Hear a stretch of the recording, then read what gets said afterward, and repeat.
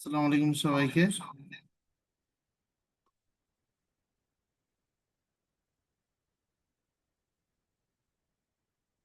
উম,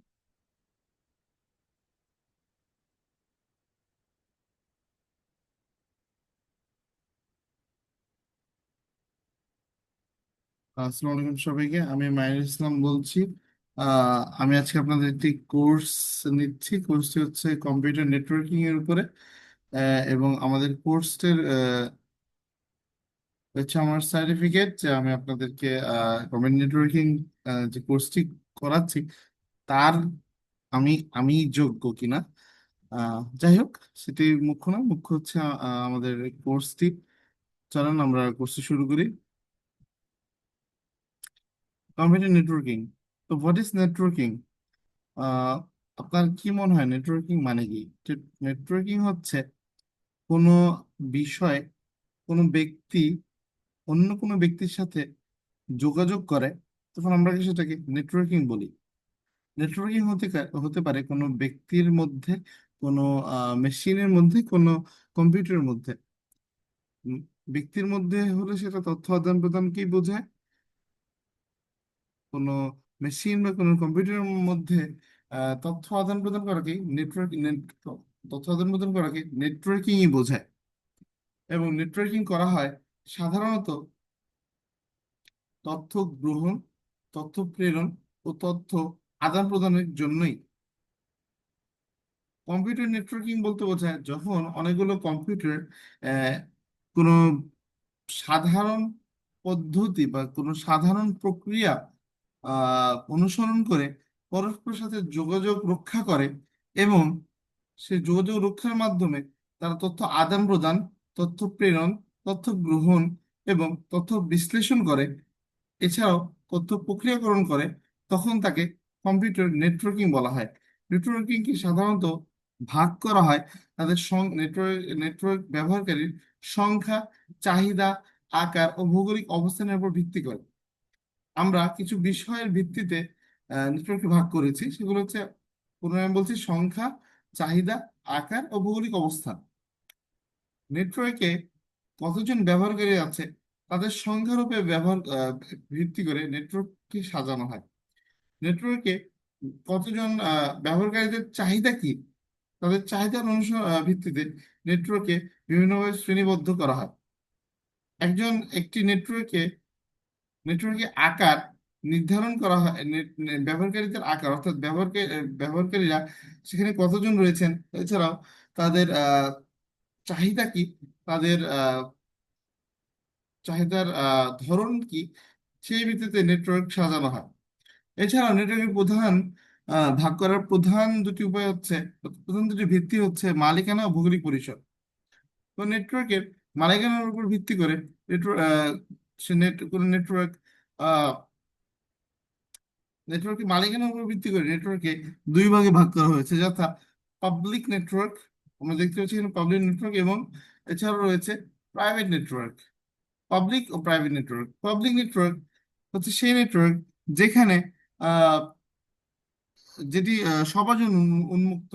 public নেটওয়ার্কে আপনি, আমি, যে কেউ যে কোনো সময় অ্যাক্সেস গ্রহণ করতে পারি, অর্থাৎ অ্যাক্সেস করতে পারি। আমরা সে নেটওয়ার্কের অন্তর্ভুক্ত হতে পারি, সে নেটওয়ার্ক থেকে সুবিধা গ্রহণ করতে পারি, সে নেটওয়ার্কে আমাদের তথ্য আপডেট করতে পারি, সে নেটওয়ার্ক থেকে আমরা তথ্য গ্রহণ করতে পারি। আহ, এটি সবার জন্য উন্মুক্ত। এবং আমরা জানি প্রত্যেকটি বিষয়েরই অ্যাডভান্টেজ এবং ডিসঅ্যাডভান্টেজেস থাকে, মেরিটস এবং ডিমেরিটস থাকে। তো একটি পাবলিক নেটওয়ার্কের কিছু মেরিট এবং কিছু ডিমেরিট রয়েছে। আমরা যদি চিন্তা করি, পাবলিক নেটওয়ার্ক হচ্ছে একটি উন্মুক্ত নেটওয়ার্ক, এখানে যে কেউ যে কোনো সময়, যে কোনো ক্ষেত্রে, যে কোনো কন্ডিশন ছাড়াই আহ, প্রবেশ করতে পারে। অর্থাৎ আহ, এটি অত্যন্ত এটিতে প্রবেশ অত্যন্ত সহজ, এবং এটি ব্যবহার করা অত্যন্ত আহ, আপনি বলা বলা চলে ফাইন্যান্সিয়ালি এটা ততটা কষ্টসাধ্য নয়। অর্থাৎ আপনার ইন্টারনেট কানেকশন হলেই আপনি যে কোনো উন্মুক্ত নেটওয়ার্কে বা পাবলিক নেটওয়ার্কে প্রবেশ করতে পারবেন।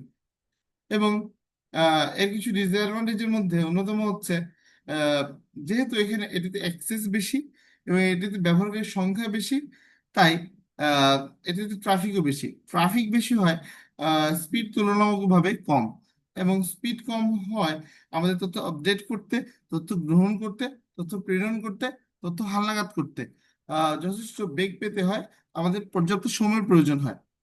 এবং এর একই সাথে নিরাপত্তা তুলনামূলকভাবে কম, যেহেতু যে কেউ যে কোনো সময় এই নেটওয়ার্কে প্রবেশ করতে পারে। তাই এই নেটওয়ার্কের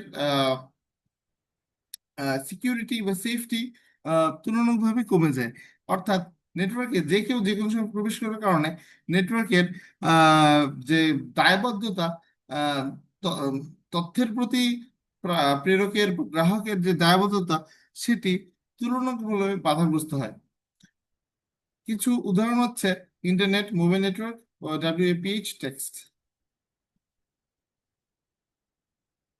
আমরা এতক্ষণ পড়ছিলাম পাবলিক নেটওয়ার্ক, এখন আমরা জানবো প্রাইভেট নেটওয়ার্ক সম্বন্ধে। প্রাইভেট নেটওয়ার্ক কি? প্রাইভেট নেটওয়ার্ক নামটি শুনে বোঝাচ্ছে এটি কোনো ব্যক্তি মালিকানাধীন বা প্রতিষ্ঠান মালিকানাধীন নেটওয়ার্ক।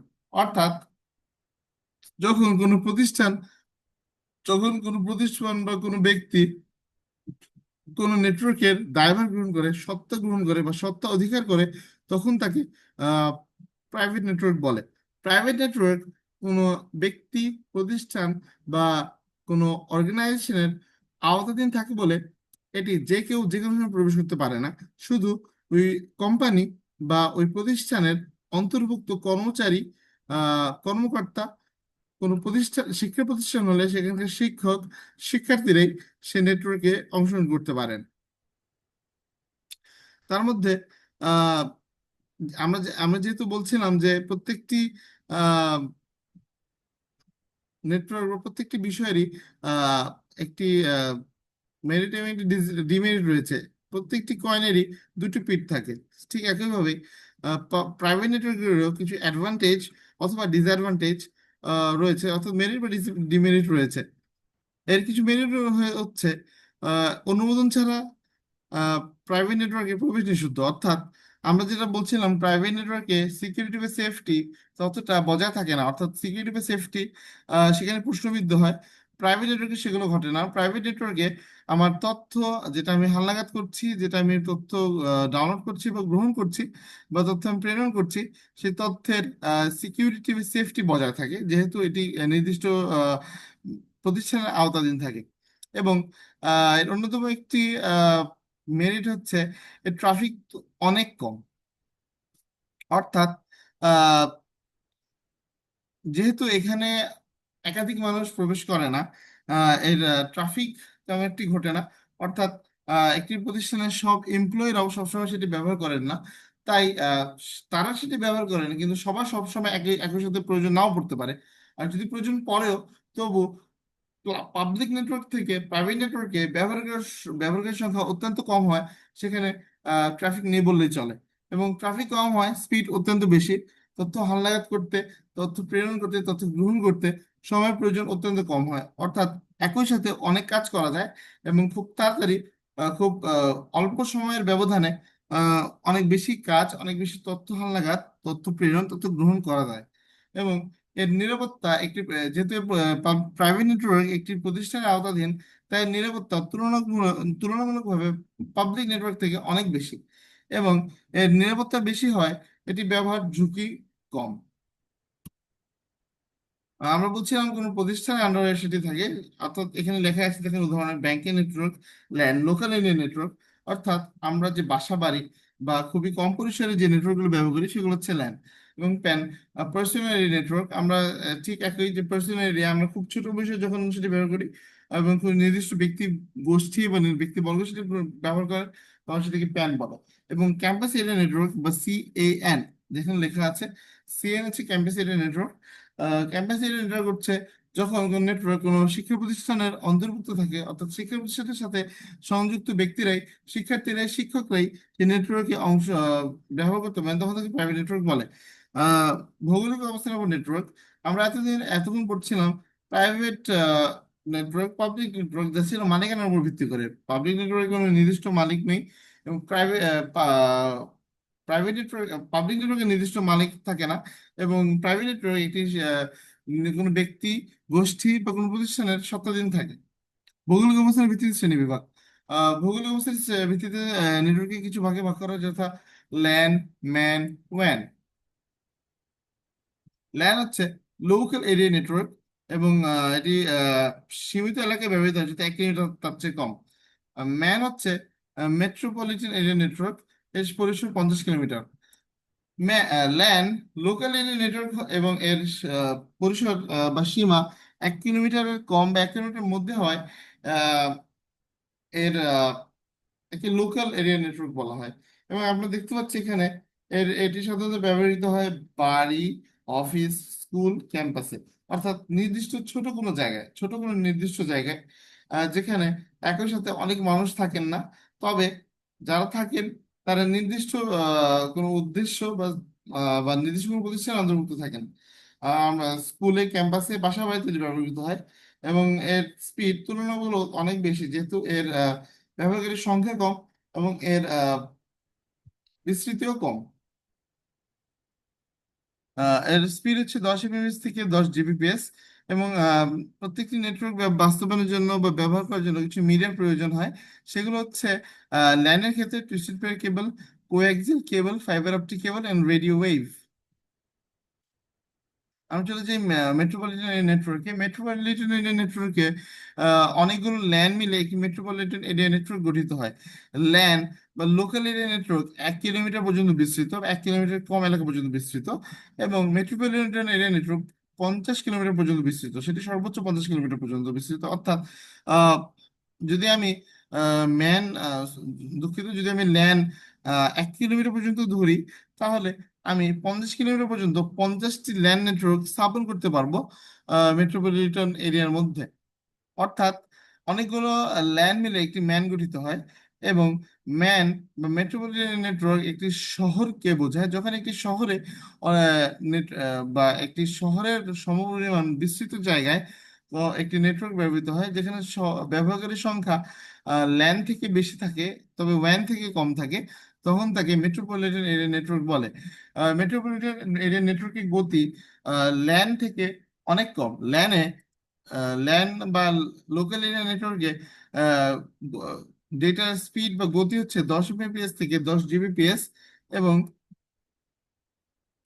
ম্যান বা মেট্রোপলিটন এরিয়া নেটওয়ার্কে এর গতি হচ্ছে 34 mbps থেকে 155 mbps। এবং ওয়াইড এরিয়া নেটওয়ার্ক, যা হচ্ছে অত্যন্ত বড় ভৌগোলিক এলাকা জুড়ে বিস্তৃত, এবং এতে রয়েছে একাধিক ল্যান ও একাধিক ম্যান। একাধিক ল্যান ও একাধিক ম্যানকে সংযুক্ত করে একটি ওয়াইড এরিয়া নেটওয়ার্ক বা WAN ব্যবহৃত হয়। এবং ল্যান ও ম্যান এর গতি, আমরা জেনেছি ল্যানের গতি 10 mbps থেকে 10 Gbps, এবং ম্যানের গতি 34 mbps থেকে, আপনারা দেখতে পাচ্ছেন, 155 mbps, যা ল্যানের থেকে অত্যন্ত বেশি। এবং ওয়াইড এরিয়া নেটওয়ার্ক বা ওয়ান এর থেকে অনেক কম। বড় ভৌগোলিক এলাকা জুড়ে ওয়ান বিস্তৃত, একাধিক ল্যান্ড ম্যানকে সংযুক্ত করে। এবং উদাহরণ ইন্টারনেট এবং device, router, switch, hub, bridge. আমরা কিছু ডিভাইস দেখেছি, যেমন সরি দুঃখিত, মাধ্যম দেখেছি, এবং টপোলজি দেখেছি, টি বা হাইব্রিড টপোলজি মেট্রোপলিটন নেটওয়ার্ক ব্যবহৃত হয়। আমি দুঃখ প্রকাশ করছি, আমি ভৌগোলিক এরিয়া ভিত্তিক যখন লোকাল এরিয়া নেটওয়ার্ক পড়ছিলাম, আমি টপোলজি বুঝতে ভুলে গেছি। আমার লোকাল নেটওয়ার্কে রিং, স্টার, বাস টপোলজি ব্যবহৃত হয়। এই 3টি টপোলজি ব্যবহৃত হয়। আপনি এটাকে RBS দিয়ে মনে রাখতে পারবেন, RBS, রিং, বাস, স্টার। এবং ট্রি বা হাইব্রিড, TH বা HT মনে রাখতে পারবেন। মেট্রোপলিটন এরিয়া নেটওয়ার্কে ব্যবহৃত হয় হাইব্রিড এবং ট্রি টপোলজি। এবং ওয়াইড এরিয়া নেটওয়ার্ক, বড় কোনো ভৌগোলিক এলাকা জুড়ে বিস্তৃত, আহ, বড় কোনো ভৌগোলিক এলাকা জুড়ে বিস্তৃত নেটওয়ার্ককে প্রকাশ করতে ওয়াইড এরিয়া নেটওয়ার্ক ব্যবহৃত হয়, এবং একাধিক ল্যান বা ম্যানকে সংযুক্ত করে। এর একটি প্রকৃষ্ট উদাহরণ হচ্ছে ইন্টারনেট। এবং এদের প্রয়োজনীয় ডিভাইস হচ্ছে রাউটার, সুইচ, হাব, ফ্রেজ। এবং এর ব্যাকবোন বা এর মাধ্যম বা মিডিয়া হচ্ছে ফাইবার অপটিক কেবল। এর গতি সাধারণত 24 mbps পর্যন্ত হয়ে থাকে। অর্থাৎ আমরা দেখতে পাচ্ছি ল্যানের ক্ষেত্রে যেটি ছিল 10 mbps থেকে 10 Gbps, ম্যানের ক্ষেত্রে যেটি হলো 34 mbps থেকে 155 mbps, সেটি ম্যানের ক্ষেত্রে কমতে কমতে 24 mbps পর্যন্ত হয়েছে। অর্থাৎ বোঝা যাচ্ছে যখন নেটওয়ার্কের পরিসর কম ছিল, যখন ব্যবহারকারীর সংখ্যা কম ছিল, নেটওয়ার্কের গতি বেশি ছিল, অর্থাৎ সেটি কোনো ট্রাফিক ছাড়াই নেটওয়ার্ক সার্ভিস দিতে পারছিল। মেট্রোপলিটনে যখন বিস্তৃতি বা পরিসর বড় হলো, বিস্তৃত বড় হওয়ার সাথে সাথে ব্যবহারকারীর সংখ্যা বাড়লো, ট্রাফিকও বাড়লো, এবং ট্রাফিক বাড়ার সাথে সাথে নেটওয়ার্কের গতি কমে গেল। ঠিক একইভাবে ওয়াইড এরিয়া নেটওয়ার্কে সেটি বাড়তে বাড়তে একাধিক ল্যান একাধিক ম্যানকে সংযুক্ত করতে করতে একটি ওয়ানে পরিণত হয়, যা পরে ব্যবহারের সংখ্যা অনেক বেড়ে যায়, এত বেড়ে যায় যে তার গতি সাধারণত কমে 24 Mbps হয়ে যায়। ওএসআই মডেল আমরা জানি, আহ কোন নেটওয়ার্কে, দুঃখিত, আমরা জানি কোনো ওএসএ মডেল এক কম্পিউটার থেকে অন্য কম্পিউটারে তথ্য আদান প্রদান আহ, নির্ভরযোগ্যতা নিশ্চিত করতে যে প্রোটোকল ব্যবহৃত হয় তাকে ওএসএ মডেল বলে। আমরা জানি প্রোটোকল কি। প্রোটোকল হচ্ছে কোনো বিষয়ের নিয়ম বা কানুন, কোনো বিষয়ের রুলস অর রেগুলেশনস, কোনো বিষয় বা কোনো কিছু, কোনো শৃঙ্খলাবদ্ধ কর্মকাণ্ড বা নির্ধারণ বা সম্পন্ন করার জন্য আমাদেরকে যে কিছু নিয়ম মেনে চলতে হয় তাদেরকে প্রোটোকল বলে। এবং যে নির্দিষ্ট প্রোটোকল মেনে আমাদেরকে এক কম্পিউটার থেকে অন্য কম্পিউটারে তথ্য আদান বা প্রদান করতে হয় তাকে ওএসআই মডেল বলে। ওএসআই মডেলের পূর্ণরূপ হচ্ছে ওপেন সিস্টেম ইন্টারকানেকশন। এটি তৈরি করে ISO, international organisation for standardisation. তারা এটি তৈরি করেন 1974 সালে, এবং এটি একটি তাত্ত্বিক মডেল।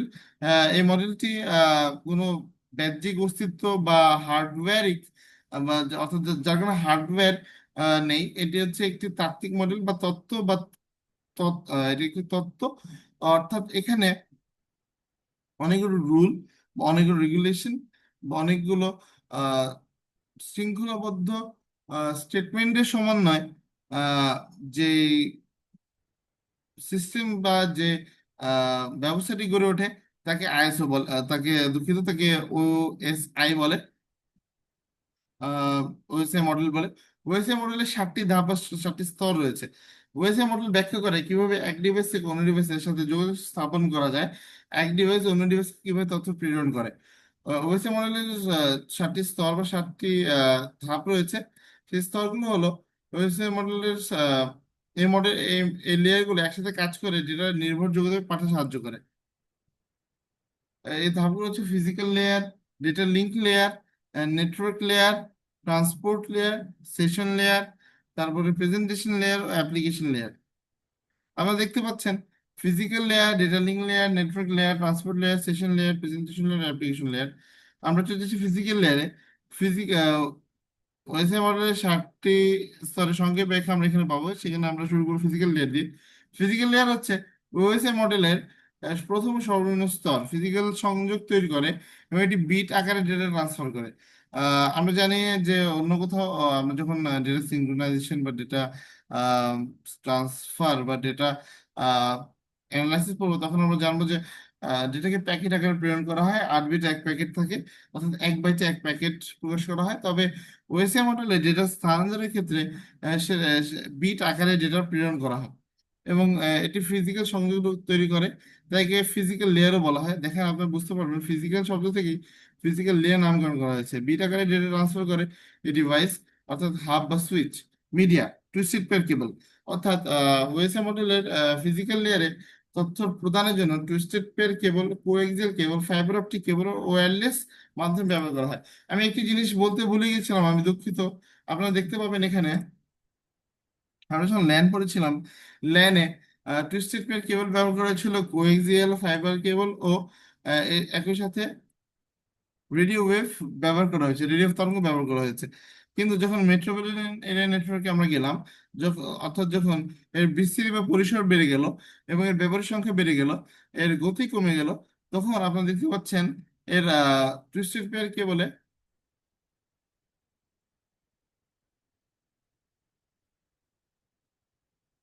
টুইস্টেড পেয়ার কেবলে সরি দুঃখিত, মেট্রোপলিটন নেটওয়ার্কে TCP cable, coaxial cable, fibre optic cable, radio wave তরঙ্গ ব্যবহার করা যাচ্ছে। যার গতি ছিল 34 MBps থেকে 155 MBps। আমরা যখন ওয়ানে মুভ করছি, তখন এর ব্যাকবোন অর্থাৎ এর যে মিডিয়া বা মাধ্যম বা ব্যবহার করার যে সুযোগ সেটি কমে যাচ্ছে। ফাইবার অপটিক কেবল দিয়ে শুধু আমরা ব্যবহার করতে পারি। অর্থাৎ যত গতি বাড়লো, দুঃখিত, যত গতি কমলো, যত মিডিয়া, যত এর ডিভাইস সংখ্যা বাড়লো, বা এর ব্যবহারিকের সংখ্যা বাড়লো, এর ট্রাফিক বাড়লো, সাথে সাথে এটি ব্যবহার করার সুযোগ কমে গেল। আমরা পড়ছিলাম ওএসআই মডেল। আমরা ওএসআই মডেলে ফিজিক্যাল লেয়ার পড়ছিলাম। আমাদের ফিজিক্যাল লেয়ারে আহ এটি প্রথম স্তর আমরা বলেছি, এর সর্বনিম্ন স্তর এটা বলেছি। এটি ব্যবহৃত কিছু ডিভাইস প্রয়োজন হয়, যথা হাব ও সুইচ। তারপরে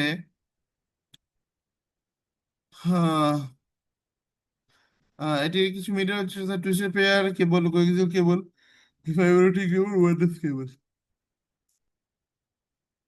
ডেটা লিঙ্ক লেয়ার, ওএসএ মডেলের দ্বিতীয় স্তর হচ্ছে ডেটা লিঙ্ক লেয়ার। এর কাজ হলো ফিজিক্যাল লেয়ারের মাধ্যমে ডেটাকে ত্রুটিমুক্তভাবে গন্তব্য ডিভাইস পাঠানো, অর্থাৎ কোনো ডেটা যাতে ত্রুটিযুক্ত না হয়ে যায়, ডেটার পরিবর্তন না ঘটে, ডেটার পরিবর্তন হয়ে ডেটার ভিন্নতা যাতে প্রকাশ না করে, অর্থাৎ সেটি ভিন্ন ডেটায় পরিণত না হয়, ডেটার শৃঙ্খলা বজায় থাকে। তাই ডেটা লিঙ্ক লেয়ার ব্যবহৃত হয়। এটি ফিজিক্যাল লেয়ারের মাধ্যমে ডেটাকে ত্রুটিমুক্তভাবে গন্তব্য ডিভাইসে পাঠায়। এটি ডেটাকে ফ্রেমে রূপান্তর করে এবং ম্যাক অ্যাড্রেসের মাধ্যমে উৎস বা গন্তব্য পৌঁছায়। আমরা যখন ডেটা সিঙ্ক্রোনাইজেশন করবো বা ডেটা ট্রান্সমিট করবো, তখন আমরা দেখবো ডেটাকে প্যাকেট আকারে পাঠানো হয়। তবে ওয়েসে মডেলের ক্ষেত্রে ডেটাকে ফ্রেম আকারে পাঠানো হয় এবং নিজস্ব ম্যাক অ্যাড্রেসের মাধ্যমে উৎস ও গন্তব্য শনাক্ত করে। আমরা জানি, আমরা যখন ডেটা স্থানান্তর করি বা এক কম্পিউটার থেকে অন্য কম্পিউটারে, এক মেশিন থেকে অন্য মেশিনে তথ্য স্থানান্তর করি, তখন সেটা আইপি অ্যাড্রেসের মাধ্যমে ঘটে থাকে। তবে ডেটা লিঙ্ক লেয়ারে অর্থাৎ ওএসআই মডেলে ডেটা লিঙ্ক লেয়ার মাধ্যমে তথ্য ফিজিক্যাল লেয়ারের সাহায্যে ত্রুটিমুক্ত হয়ে পাঠাতে হলে ম্যাক অ্যাড্রেস এর মাধ্যমে উৎস গন্তব্য শনাক্ত করা হয়। ফাংশন: ডেটার ফ্রেমিং ও সিঙ্ক্রোনাইজেশন, ত্রুটিমুক্ত ত্রুটি নিয়ন্ত্রণ ও প্রবাহ নিয়ন্ত্রণ, লজিক্যাল লিঙ্ক গঠন, এবং এর কিছু সাবলেয়ার রয়েছে, যথা MAC media access control, LLC, logical link control এবং protocol, HDLC, PPP, frame relay, IEEE 802.3।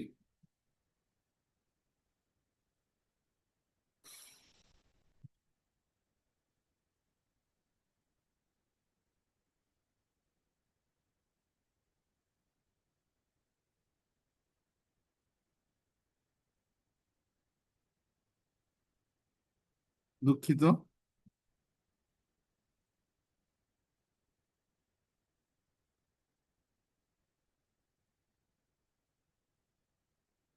আমরা এখন পড়বো নেটওয়ার্কের লেয়ার, অর্থাৎ নেটওয়ার্ক লেয়ার ওএসআই মডেল, যা ওএসআই মডেলের অন্তর্ভুক্ত।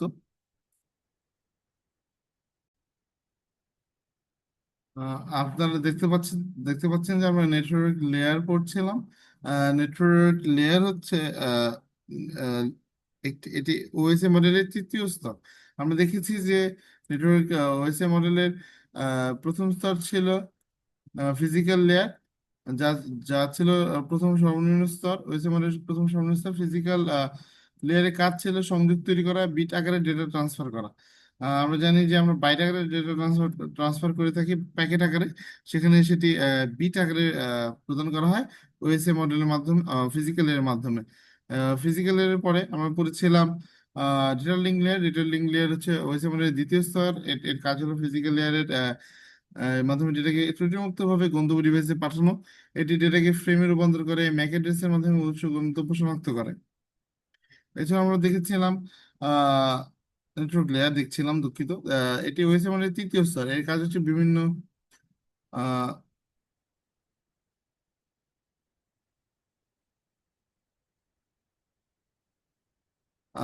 নেটওয়ার্কের মাধ্যমে প্যাকেট ফরওয়ার্ডিং ও রাউটিং এর মাধ্যমে ডেটা পাঠানো। এই লেয়ারে আইপি অ্যাড্রেস ব্যবহার করে গন্তব্য নির্ধারণ করা হয়। Function, routing, logical addressing, packet delivery এবং ফরম্যাট হচ্ছে প্রোগ্রাম বা প্যাকেট। ট্রান্সপোর্ট লেয়ার, ওএসআই মডেলের চতুর্থ স্তর হচ্ছে ট্রান্সপোর্ট লেয়ার। এই স্তরে কাজ হলো দুটি ডিভাইসের মধ্যে নির্ভরযোগ্যভাবে ডেটা স্থানান্তর নিশ্চিত করা। ওএসআই মডেলের চতুর্থ স্তরের কাজ হলো দুটি ডিভাইসের মধ্যে নির্ভরযোগ্যভাবে ডেটা স্থানান্তর নিশ্চিত করা। এটি ফ্র্যাগমেন্টেশন ও ডিফ্র্যাগমেন্টেশন করে এবং ফ্লো কন্ট্রোল বজায় রাখে। অর্থাৎ আপনি ডেটা ট্রান্সফার করবেন সেটা যাতে বিচ্ছিন্ন না হয়ে যায়, বা বিচ্ছিন্ন হলে সেটা অবিচ্ছিন্নভাবে না যায়, সেই প্রক্রিয়া নিয়ন্ত্রণ করে হচ্ছে ট্রান্সপোর্ট লেয়ার। ট্রান্সপোর্ট মানে আমরা জানি ট্রান্সপোর্ট মানে স্থানান্তর। তাই ডেটাকে বিচ্ছিন্ন বা ভাবে স্থানান্তর করার জন্য ফ্র্যাগমেন্টেশন বা দুঃখিত ফ্র্যাগমেন্টেশন বা ডিফ্র্যাগমেন্টেশন করে এবং ফ্লো কন্ট্রোল বজায় রাখে। এবং ফাংশন কানেকশন ওরিয়েন্টেড বা connection transmission flow control, segmentation বা রিঅ্যাসেম্বলি প্রোটোকল, এগুলো হচ্ছে তার ফাংশন। কানেকশন ওরিয়েন্টেড কানেকশন, দেন কানেকশনলেস ট্রান্সমিশন, ফ্লো কন্ট্রোল, সেগমেন্টেশন আর রিঅ্যাসেম্বলি, এবং হচ্ছে এবং কিছু নিজস্ব প্রোটোকল হচ্ছে টিসিপি, ইউডিপি। এবং আমরা দেখবো সেশন লেয়ার। সেশন লেয়ার হচ্ছে ওএসএমআর এর পঞ্চম স্তর। এটি উৎস এবং গন্তব্যের মধ্যে সংযোগ স্থাপন করে, সংযোগ বজায় রাখে এবং সে সাথে বিচ্ছিন্ন করে। আহ, আহ, অতএব প্রধান কাজ কি? এর উৎস গন্তব্যের মধ্যে সংযোগ স্থাপন করা। এটি হচ্ছে এর প্রধান কাজ। তারপরে সংযোগ বজায় রেখে তার শেষে বজায় রাখে এবং তার শেষে তা বিচ্ছিন্ন করে। ফাংশন সেশনের সেশনের স্থাপন, ব্যবস্থাপনা ও সমাপ্তি, ট্রান্সমিশন মোড নিয়ন্ত্রণ, যত সিমপ্লেক্স, হাফ ডুপ্লেক্স ও ফুল ডুপ্লেক্স প্রক্রিয়ায় এটি করা হয়।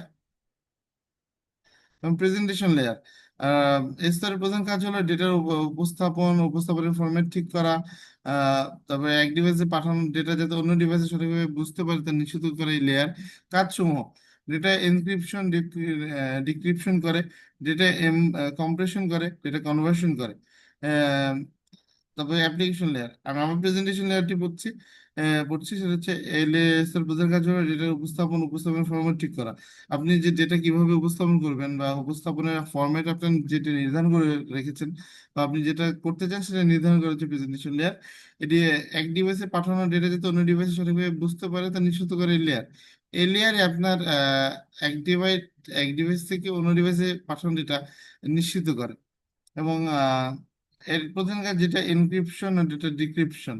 এছাড়া রয়েছে ডেটা কম্প্রেশন, ডেটা কনভার্সন। তারপরে অ্যাপ্লিকেশন লেয়ার। ওএসএ মডেলের সর্বোচ্চ স্তর হচ্ছে অ্যাপ্লিকেশন লেয়ার। আপনাদের প্রশ্ন, আপনাদের জানা খুবই জরুরি যে প্রথম স্তর এবং সর্বোচ্চ স্তর কোনগুলো, বা সর্বনিম্ন স্তর বা সর্বোচ্চ স্তর কোনটি। আমরা জেনেছি ওএসএ মডেলের সর্বনিম্ন বা প্রথম স্তর হচ্ছে ফিজিক্যাল লেয়ার। দেন সর্বোচ্চ স্তর বা সর্বশেষ স্তর হচ্ছে অ্যাপ্লিকেশন লেয়ার। এটি ব্যবহারকারীরা সরাসরি ব্যবহার করে অ্যাপ্লিকেশনের সাথে সম্পর্কিত, যেমন ওয়েব ব্রাউজার, ইমেইল প্রোগ্রাম ইত্যাদি। এই লেয়ার ব্যবহারকারীর জন্য নেটওয়ার্ক অ্যাক্সেসের ইন্টারফেস সরবরাহ করে। কাজসমূহ: ব্যবহারকারীর অনুরোধ গ্রহণ করে, তারপরে সার্ভিস প্রদান করে, তারপরে যেমন ফাইল ট্রান্সফার করে, ইমেইল শেয়ার করে, ওয়েব ব্রাউজিং করে, নেটওয়ার্কের রিসোর্স ব্যবস্থাপনা করে। ধন্যবাদ। তারপর আমরা যাচ্ছি টিসিপি বা আইপি মডেল।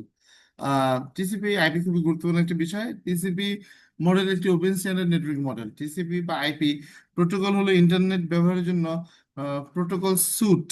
টিসিপি হলো ট্রান্সমিশন কন্ট্রোল প্রোটোকল এবং আইপি হলো ইন্টারনেট প্রোটোকল।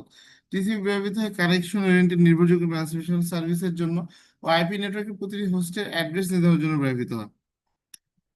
আমরা আইপির মাধ্যমে ডেটা ট্রান্সমিট করে থাকি। আইপির মাধ্যমে, আইপি হচ্ছে একটি কম্পিউটারের বিশেষ পরিচিতি বা পরিচয় বা বিশেষ নাম। আহ, একটা প্রত্যেকটি ডিভাইসের বা প্রত্যেকটি কম্পিউটারের প্রত্যেকটি নোডের ডিভাই আইপি অ্যাড্রেস ভিন্ন ভিন্ন থাকে। টিসিপি আইপি ইনস্টল করা থাকতে হয়। সাধারণত অপারেটিং সিস্টেমের সাথে টিসিপি আইপি সংযুক্ত থাকে। এই মডেলটি চারটি লেয়ার বা স্তরের সমন্বয়ে গঠিত। আমরা দেখেছিলাম যে ওএসআই মডেল, যা ছিল নির্দিষ্ট কিছু প্রোটোকল, সেটি 7টি স্তরের সমন্বয়ে গঠিত ছিল, কিন্তু টিসিপি বা আইপি মডেল 4টি স্তরের সমন্বয়ে গঠিত। লেয়ারগুলো হলো make it in a way that it would be suitable for slide. সেগুলো হলো network access layer, internet layer, transport layer,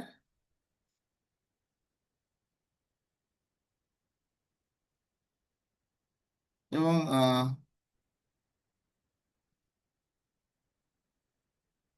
দুঃখিত,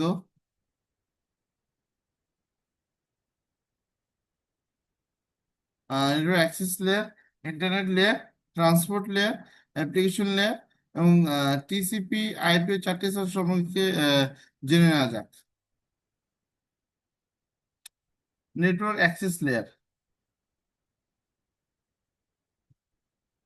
ওইসব আপনার data link, data link layer ও ফিজিক্যাল লেয়ার মিলে TCP IP model network access layer, যেখানে লেখাই আছে TCP data link network access এখানে একটি চার্ট দেখতে পাচ্ছি আপনার, data network access, internet transport application, এগুলো মিলে নেটওয়ার্ক অ্যাক্সেস লেয়ার। ওয়েসে আপনার data link layer, physical layer, TCP IP model network access layer. এই লেয়ারের কাজ হলো নেটওয়ার্কে ট্রান্সমিট করা। এই লেয়ার একটি হোস্টকে নেটওয়ার্কের সাথে সরাসরি সংযুক্ত করে এবং ডেটা সরবরাহ করার জন্য প্রয়োজনীয় প্রোটোকল ও হার্ডওয়্যার নির্ধারণ করে থাকে।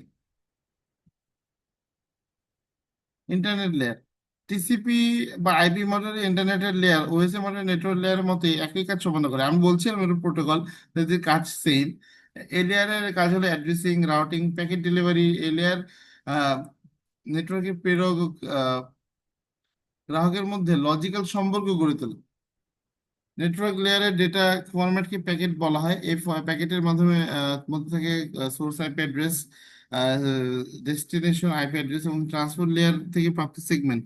ইন্টারনেট প্রতিটি হোস্টকে চিহ্নিত করার জন্য এই লেয়ার লজিক্যালি আইপি অ্যাড্রেস ব্যবহার করে। এই লেয়ারে ট্রান্সপোর্ট লেয়ার হতে প্রাপ্ত সেগমেন্টে প্যাকেট করে ভাগ করে। এর কিছু উদাহরণ রয়েছে, যথা IP address, ARP address resolution protocol, reverse address resolution, then protocol, reverse address resolution protocol, Indian protocol, messaging protocol. ধন্যবাদ। তারপরে রয়েছে ট্রান্সপোর্ট লেয়ার। টিসিপি আইপি মডেলের ট্রান্সপোর্ট লেয়ার ওএসএ মডেলের ট্রান্সপোর্ট লেয়ারের মধ্যে কাজ করে। আমরা সেখানে কিছু ট্রান্সপোর্ট লেয়ার পড়েছি, এখানেও ট্রান্সপোর্ট লেয়ার রয়েছে। এদের কাজ সেম। এই লেয়ারের কাজগুলো হলো সঠিকভাবে ডেটা প্যাকেট সরবরাহ, ডেটা প্যাকেটের সঠিক ক্রম, ডেটার উপস্থিতি, ডেটার ডুপ্লিকেট রোধ করা, প্যাকেট প্রবাহের গতি নিয়ন্ত্রণ করা ইত্যাদি। কোনো ডেটা যদি অনুমোদিত প্যাকেট এর চেয়ে বড় হয় তাহলে সেই প্যাকেটটি ভেঙে ছোট ছোট প্যাকেটে ভাগ করা। কোনো ডেটাকে লেয়ার জোড়া দেয় এবং যেটাকে একইভাবে ভাঙাকে ফ্র্যাগমেন্টেশন বলা হয়। জোড়া দেওয়াকে বলা হয় ডিফ্র্যাগমেন্টেশন। আমি বলেছিলাম ট্রান্সপোর্ট লেয়ারে গতবার ব্যাখ্যা করেছিলাম যে হোয়াট ইজ যে ফ্র্যাগমেন্টেশন, হোয়াট ইজ ফ্র্যাগমেন্টেশন না হোয়াট ইজ ফ্র্যাগমেন্টেশন। এখানে সেম কাজ, সেম জিনিস। ওএসএ মডেল অ্যাপ্লিকেশন প্রেজেন্টেশন সেশন লেয়ারের কাজ টিসিপি/আইপি মডেলের এ লেয়ারে একত্রিত। মূল কাজ শুনুন। ব্যবহারিক অ্যাপ্লিকেশনের মধ্যে যোগাযোগ তৈরি করে, ডেটা ট্রান্সলেশন, এনকোডিং ডিকোডিং করে। প্রধান প্রোটোকল সমূহ HTTP, SMTP, FTP. Web browsing, এইচটিপির কাজ হচ্ছে এইচটিপি প্রোটোকলের মাধ্যমে করা হয় ওয়েব ব্রাউজিং, এসএমটিপির মাধ্যমে ইমেল ট্রান্সফার, এফটিপির মাধ্যমে ফাইল ট্রান্সফার। নেটওয়ার্ক মিডিয়া, নেটওয়ার্কে এক কম্পিউটার থেকে আরেক কম্পিউটারে ডেটা পরিবহনের জন্য কোনো না কোনো মাধ্যম দরকার। যে মাধ্যম দিয়ে ডেটা এক কম্পিউটার থেকে অন্য কম্পিউটারে পৌঁছায় তাকে নেটওয়ার্ক মিডিয়া বলে। প্রতি নেটওয়ার্ক মিডিয়ায় আছে ভিন্ন ভিন্ন বৈশিষ্ট্য। এই নেটওয়ার্ক মিডিয়ার মধ্যে দিয়েই ডেটা প্রবাহিত হয়ে থাকে বলে এর উপর নেটওয়ার্কের পারফরমেন্স অধিকাংশ নির্ভর করে। তাই নেটওয়ার্কের উপর ভিত্তি করে উপযুক্ত নেটওয়ার্ক মিডিয়া ব্যবহার করা প্রয়োজন। এরকম প্রাপকের মধ্যে এই সংযোগকে বলা হয় চ্যানেল। দুই মাধ্যমে চ্যানেল দুই ধরনের হতে পারে, যেমন তারযুক্ত মিডিয়া বা তারবিহীন মিডিয়া। আহ তারযুক্ত মিডিয়া, তার সংযোগের এক কম্পিউটার থেকে অন্য কম্পিউটারে ডেটা স্থানান্তর করার মাধ্যমকে তারযুক্ত মিডিয়া বলে। তারযুক্ত মিডিয়া খুব দ্রুত ডেটা স্থানান্তর করতে পারে। এক দীর্ঘ সিগন্যালের উচ্চ গতির স্থানান্তর বা বার্তার জন্য সবচেয়ে নির্ভরযোগ্য মিডিয়া হিসেবে পরিচিত। তারযুক্ত মিডিয়ার মধ্যে রয়েছে টুইস্টেড পেয়ার কেবল, কোএক্সিয়াল কেবল এবং ফাইবার অপটিক কেবল। তারযুক্ত মিডিয়ায় আমরা এগুলো পড়বো, এগুলো ব্যাখ্যা জানবো। তবে আমি বলিনি এই তিনটি কেবল বা তিনটি প্রকারই হচ্ছে প্রধান, যা তারযুক্ত মাধ্যমে ব্যবহার করা হয়। আমরা আগেও জেনেছি যে ল্যান, ম্যান, ওয়ানে সবগুলো